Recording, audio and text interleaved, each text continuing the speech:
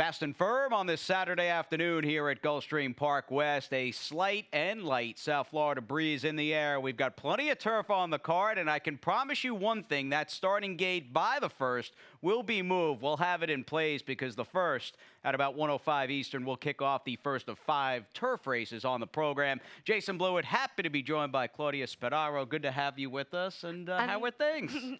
So good. Thank you so much for having me again. I always have a blast talking and doing the show with you guys. As I tweeted the other day, because we had Claudia on Thursday, and you had tweeted out you talking about Zenyatta, which I got a kick out of because that's your favorite horse of all time. To me, it's like the game.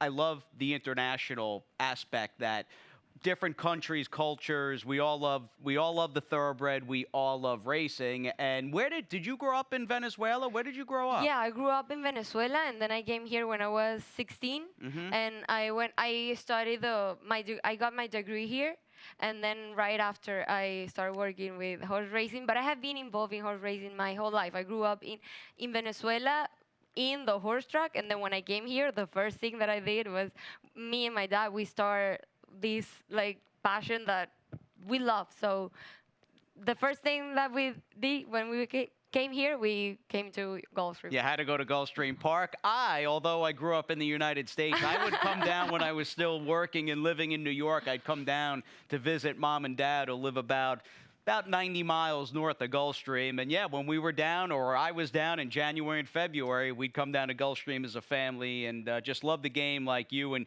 your family does. Now, as far as the Caribbean Classic, which will be run for the 3rd time at Gulfstream Park in the United States on Sunday, December 8th, over at the big track at Gulfstream Park. Tell us about what's in the works with you, with I think a race that's going to be named after you. Yeah, there is a series of 5 races. Super important. All the best horses from Latin America, they come here to compete for who's going to be the champion of Latin America, of the Caribbean. And they have one race for fillies. It's called Lady of the Caribbean. And this year, I'm humble, and they told me that it's going to be on my name. It's the first time that they name a woman after this race. So I'm completely happy, honored, and it's a huge honor for me. Yeah, that's amazing. That is a great honor. And again, we hope to see all of you at Gulfstream Park. That's a big weekend. We'll have the Claiming Crown on Saturday, December 7th. Which is my birthday. Oh, so that is going to be a weekend a really to remember. Big weekend. Yeah, no, good. We'll look forward to that. Opening day, of course, over at Gulfstream is Friday, November 29th. Now, why don't we take a little bit of a step back, Claudia, real fast, and give a quick recap to what happened yesterday in the Stronach 5. We had a winner, the upset winner of the first race at Laurel Park in the 7th, that paid $20.20. Other than that, however, it wasn't a sequence you really had a ton of long shots winning, and it still paid pretty well, over $3,000. Yeah. In my ticket, I got 4 of the 5, yep. And I was so mad because my best bet won in that race, but it was in Santa Anita. It was Cover Girl. Right. But I fell with Paco Lopez. Can you imagine that?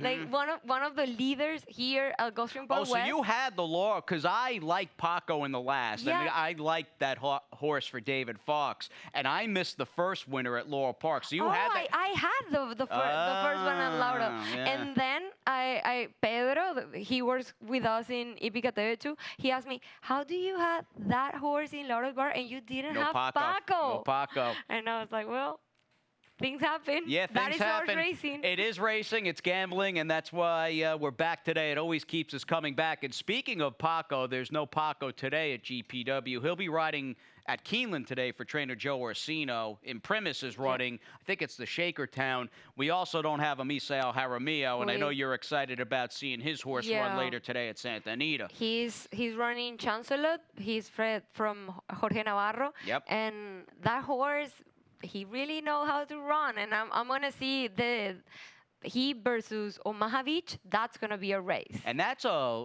race pretty late out there. I am going it's to. it's a 7:55 at Santa Anita, the 9 race. Good. I got everything. Yeah, no, I'm gonna set my alarm so I watch it. My wife and I will watch that tonight after dinner for sure. But that's a great race and obviously a big weekend. Number of Breeders' Cup preps between Santa Anita, Keeneland, and Belmont Park. We don't have a stakes today here at GPW, but we do have pretty nice 5-figure Rainbow Six carryover, about $20,000 give or take in that 4th race start to the Jackpot Rainbow Six. Fast and firm, the weather you can see in the background, just blue sky, a lot of sunshine, and we'll get tied on. And Claudia, you're in the hot seat, early pick 5. What are we doing? I know.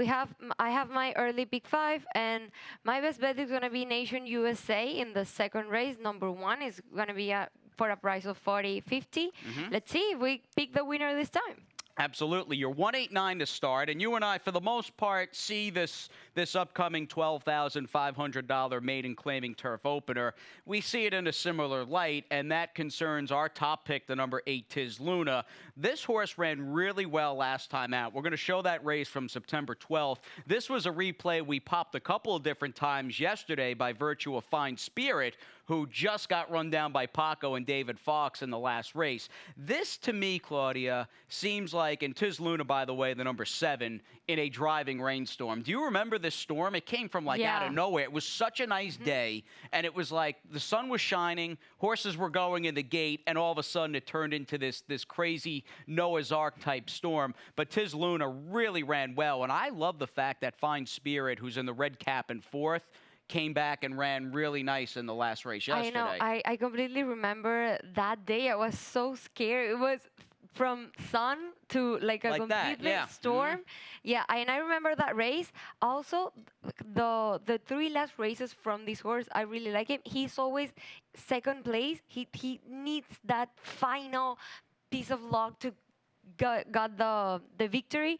But I really like the way that he runs. I think that today, maybe the placement of the race is going to favor him. Yes, no, he's been running for 20. He's in for 12.5 as he drops down in class for sure. I think that's what he needs to get over the hump. We can move on to the 2nd. Obviously, Claudia in our opening dirt race likes the one Nation USA from the rail. As we hit the main track, we've got a 2 lifetime, $6,250 claiming race. And I want to hear from you about Nation USA with Christian Torres. Definitely, as we all have seen, the track in Gulfstream Park West, the dirt track, is favoring the speed. Yep. So that's why Nation USA, he's gonna run with a £5 discount, and I think that is gonna favor him because he's always behind the piece, and now he can get the piece. That's what I'm thinking that Christian Torres is gonna do, and if he got it, if he take the lead, I think he can win the punta punta. Yes, no, wire to wire, punta a punta. That's about the only Spanish I can speak outside of saying hello and goodbye. It's funny, you picked Nation USA thinking he might be able to just get out from the rail and go wire to wire. I picked the 4 Crown Romance thinking the same thing. This horse at one time, I think, had enough early speed that in a race that there's not a lot of quality early speed, he might be able to, first time Rohan Crichton off a trainer change, I thought that might wake him up and maybe he'd get to the lead and clear up. But man, speed. Outside of Big Boy Bruno, who won the 7th yesterday, it's been all speed. That's the thing. That's the main thing why I choose the Nation USA. You say something super clever. There is not a strong speed here. So these £5 that he is given less is going to help him a lot. I like the £5 discount there with Christian in the 2nd. Let's move on to the 3rd as our fast and firm opening Saturday, day 4 of the autumn racing season at GPW continues on the turf at 5 furlongs. 2 lifetime, 3 and up filly mare claimer. We took different horses, but horses, Claudia, that are posted towards the outside. I see, unlike the 2nd, where the pace might be a little difficult to come by or at least figure out on paper, I see a lot of speed in this race with Alpillis, the 2, the 5, Shanghai Sweetheart, and the number 10, Victorious Smile. And I thought in the end, On With God would just get a pretty good trip here. that's why I pick. That's the main thing. But I pick Moonlight Sea is from the stable of Johnny Collins and the jockey Joyan Rendon, who knows him to perfection. Yep. And I think there is gonna be so much speed on the race that the placement can favor a closer. That's why I pick Moonlight Sea as my first pick. I think if with that much of speed on the lead, he can approach on and close the race. But number 8, or we got from Kikito Angelo and Luca Panici, I think they have the speed. Maybe if no one fights the speed with him, he can be like. And I know you have it as a first pick. You I thought like the this same horse. thing. I like this horse. Good trainer here in Jose D'Angelo. What do you call him, Kiki? Kikito, yeah. His Kikito. dad is Kiko, and he is Kikito. Yeah, I like the name for sure. I got Kikito off the claim, Jose D'Angelo, who showed said up it here. perfectly. Yeah, well, you know, I've been brushing up on my Espanol, but he did a great job throughout the summer at Gulfstream Park. He really did a good job in the claiming box, and I don't think a mile on the dirt is this horse's game at all. And she is back in distance, back to sprinting on the turf, and I think she's going to get a good trip beneath Luca Panici. Claudia and I both like potential off the pace runners in the third, and we'll take a little time out. We'll talk about your late pick 5, the Rainbow 6, and a lot more after this. The best chance for success begins with a solid foundation. At Hardacre Farm, early personal one-on-one care starts the journey to becoming a champion. Bred to leading stallions, our mares represent the highest standards. Hardacre Farm's signature in the breeding industry. Based in Ocala, Florida, breeder and owner Amy Tarrant has inspired excellence throughout her entire career. In your quest for success, start with Hardacre Farm, breeding the champions of tomorrow.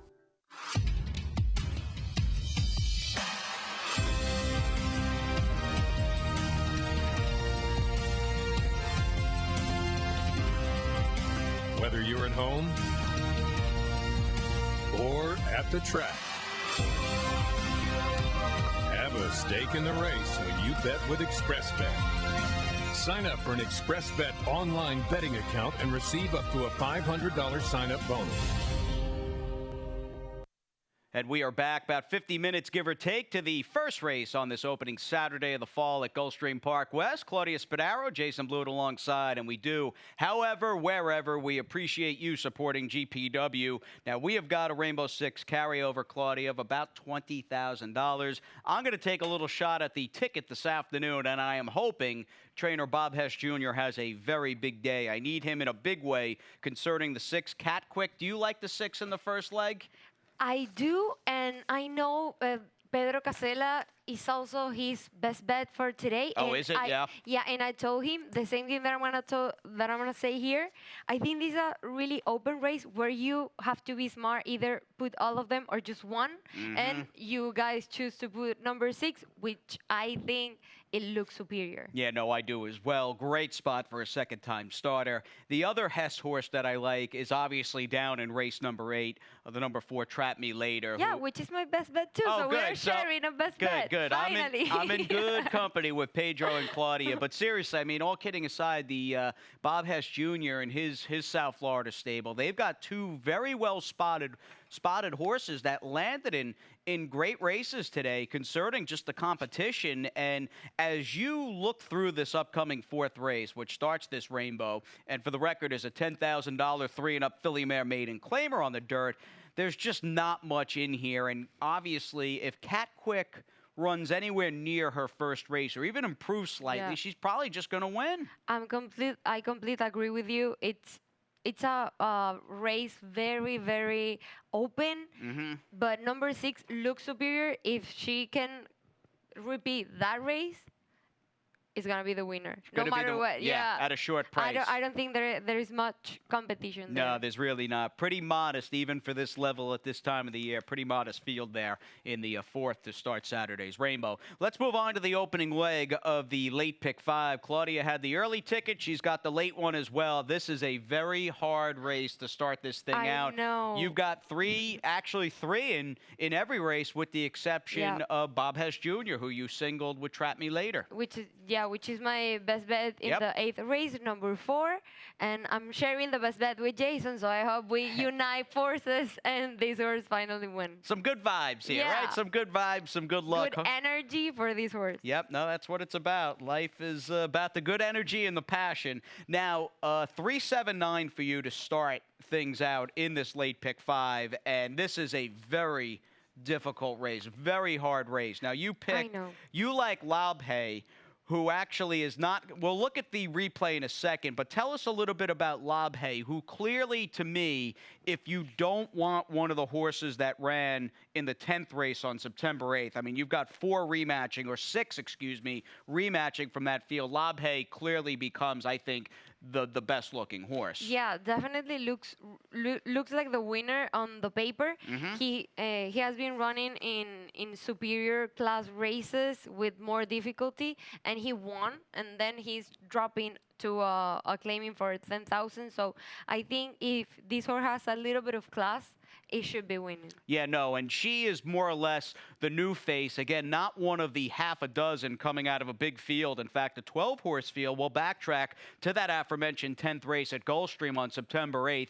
And with a 12-horse field on the turf, you're bound to have some horses that don't get good posts in the starting gate. And to me, the 12 Karuka, who's outside in that lime green saddle towel, she took the worst of it. Edgar Zayas rode her perfectly. He sent, but you've got such a short run to that first turn. She was not able to get herself over, and she is out there in no man's land. Now, at this point on, Karuka puts in a bit of a run, but the horse I think worth really watching is the number 7, Quick Point, who this was like watching the Kentucky Derby with her. Look how wide she is. It's amazing. It's amazing how she closed at the end the race. It's like she like put on in a car and she just went out, and I love it. But we were talking about this. She's a really good closer, and we haven't seen a closer win in this track. So that's why I put her later on and not as my first pick. Now, she may get a good trip in this race. We'll see. But she does like to come from out of the clouds. She's got good connections. I'm thinking, for me, although she was very wide, she may have been helped by that very hot pace. I noticed the speeds in that race we just looked at ran 11th, 7th, and 12th. So to me, that tells me that race completely fell apart. She ran well, but was very much with the flow, as we say, or dynamics of the pace. Winning game for David Fox, drew a good post today. She could be a bit of a long shot. I noticed Claudia had her 4th. I've got her 4th as well. I like Karuka, though, who got a great ride, but just couldn't do anything from post 12. I think she's drawn, obviously, much better. And I know for Elizabeth Dobles, she does an excellent job. And you really like Jairo Rendon on the turf, don't you? Yeah. I talked about him 2 days ago when I was here with you, and he definitely is a well-known jockey back internationally, and he knows really well the turf. Yeah, definitely. Now, let's, with a good 5th race out of the way, we can move on to the 6th. We're back on the main. 2-year-old Florida-bred maiden special weight runners here. Are you trying to wire the field with Cozy, my boy? Well, yeah, but I have to say, this is the most difficult race of the day. So if you can, just multiply in your tickets. Yeah, use as many as you can afford. Yes. Now, Scott Becker, the trainer of Cozy, my boy, also runs the number 9, Jules a Runner. So he's got inside and outside. I took the 2 Northern Capture, who you've got 2nd, thinking that if a first-time starter, and this one's got the connections, it's Mark Cassie, it's Oxley, it's Edgar Zayas, I think a well-meant firster, even in a race like this, will be very, very tough to beat. You like a horse, though, that's coming in out of a race at Fairmount Park. Do you think this horse might be able to wire punta a punta? I really like the pedigree. Cousin, this pedigree is really we all talking about this kind of pedigree, and he ran really well in a main special weight. Almost the same difficulty as he's gonna run today. If he repeat this race, definitely is gonna win the punta punta, but I think it's really risky. And obviously number 2 Northern Capture, the connections are another thing. Mark Cassie, Edgar Zayas, you really don't want to leave this horse out. Yeah, no, that's my feeling. That's why I picked Northern Capture on top. But we also have to mention the 5, Drama and Dixie, who ran a good race, had a very demanding 7 furlongs first out for David Fox, who by my count has had 6 wins over the last week on this circuit. That includes closing week over at Gulfstream Park. That barn is really in fuego. And what about Jose? En fuego, In fuego, yeah, see. And then we got Jose Garofalo. Yeah, he has the zero spend. He debuted in a maiden of $15. He's going up. Yeah. But it was really good. I really like that race. And if he repeat and improves a little bit more, he's going to be deciding. No, I walked away from this replay, and we'll show Zero Spence last start on the 20th of September. I felt the same way. I said, you know, this horse did debut for Florida bred maiden 50. Don't know how strong the field in hindsight looking back was and is, but still, no one really gained in this race. I mean, you can even see turning for home. Look, I mean, this field is really gapped out from front to back. There's a long ways to go. And I gave this colt by I Spent It, gave him some extra credit. He's the only one that was making up any ground. The others from the back just never did anything. Beaten by a horse on the lead right now who paid almost $70 to win. But a good effort. It was a good effort to potentially get him going, don't you think? I love that race. I remember it, and that's what I said. If he repeats that one and even improve a little bit more, he will be deciding with the other ones. Yeah, hard race, good race there for the Florida-bred 2-year-olds in the 6th. On to the 7th, we've got some turf action, and if I'm not mistaken, this will go as our opening Saturday featured 7th race, a non-winners of 1 allowance for the 3 and up fillies and mares on the turf at 7.5 furlongs, and we both picked Aquemini, who I like, that Peter Walder, and here's her race last time out. She's bounced around to a few different barns, but it seems like Peter Walder, who's terrific when it comes to claiming horses, he just keeps going back in to reclaim this horse. And I watched this race again, Claudia, even getting prepped for today's show and today's card. She ran great. I still can't believe she lost this race because she's a very powerful closer. She makes that wide sweeping run. She's got the lead. And if you bet her, I mean, you're going to the winner's circle at this point, but here comes the 4, right? And then Final Flurry. It's unbelievable. She ran unreal and ran terrific, just picking off Aquemini a deep stretch. But I love, despite the fact that Aquemini hasn't won in a long time, I love the fact that she's right there every time.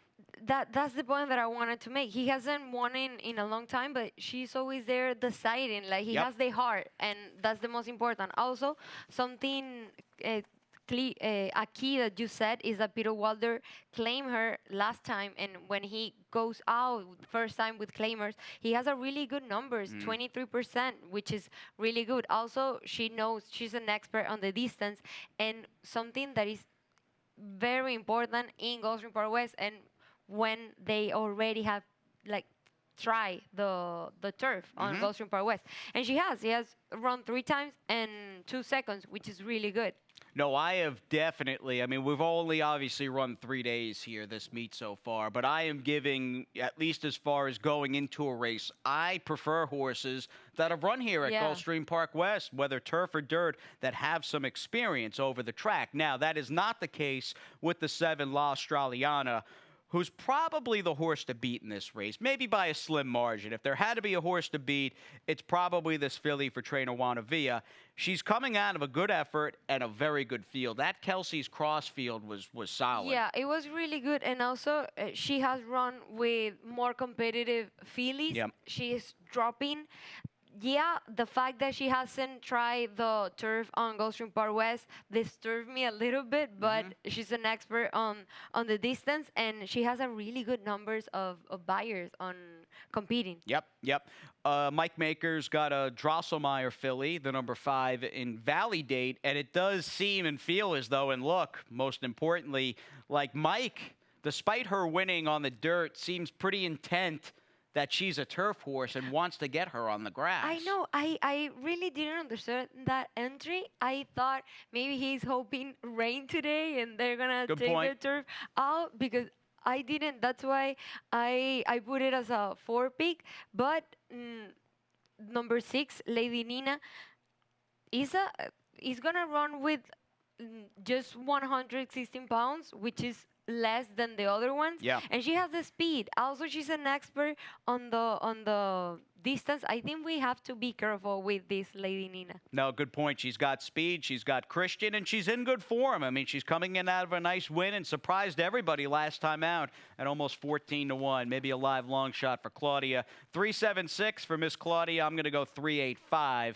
in a good-looking cast of turf runners in the 7th race. We're on the main for race number 8. In fact, our last today over the dirt. Field of 7. We've got some filly and mare, 3 and up, bottom level, $6,250 claimers. And we've got a horse that really sticks out on paper. Your best bet. And tell us a little bit about why you like the 4 Trap Me Later so much. Well, I have to be honest. At first, at the beginning, I didn't single it up because I thought number 8, she nailed it.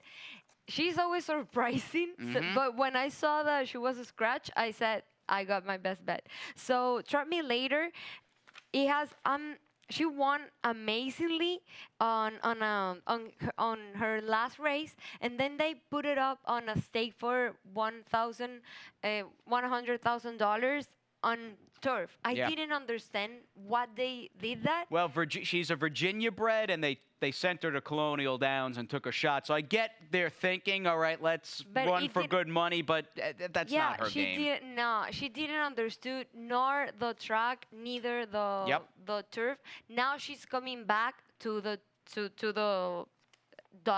dust, and she also has already run in Gulfstream Park West, and she's the speed of the race. Also, I love the workout. She worked 4 full runs in 47.2, being a bullet workout, the best workout that day. So I think she's in excellent form, and she could be winning. Yeah, you always you like to talk about heart in a thoroughbred. She's got a lot of heart. I mean, she's a real fighter, isn't she? Yeah, always there, always deciding. That's why I hope she's not coming with a broken heart from last race. I think we're in good shape. She's my single in the Rainbow Six, 1 of 2, in fact, for Bob Hess Jr. and Claudia singled Trap Me Later in the late pick 5. We end things on the turf. This is a very tough and tricky and wide open $50,000 maiden claimer for 2-year-olds. I say that even though you and I use the same 3 horses. In the end, you've got five runners rematching from the 7th race on September 14th. And to me, and clearly you, the 5, 9.5, and the 4 took a cab, ran the best of any of those horses. Yeah, definitely. But as you said, it's a really complicated race. You have to put thought on it.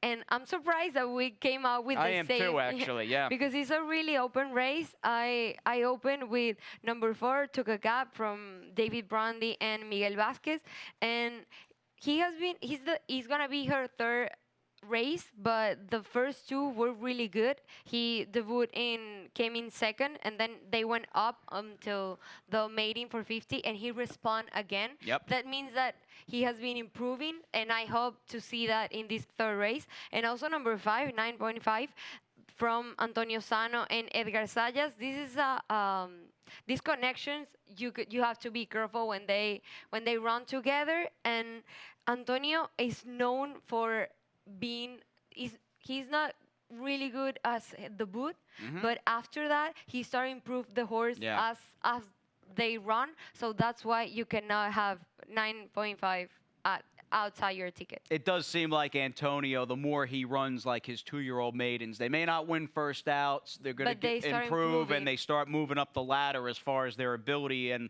level is concerned. And yes, no doubt, Edgar sticking around to ride the last race for Antonio, that is good enough for me. And here's another thing. I know we got to wrap up. Antonio's based here at Gulfstream Park West, and I do think there's something, at least earlier in the meet, when you don't have to ship over from Gulfstream or Palm Meadows. You can just run right out of your stall, you know?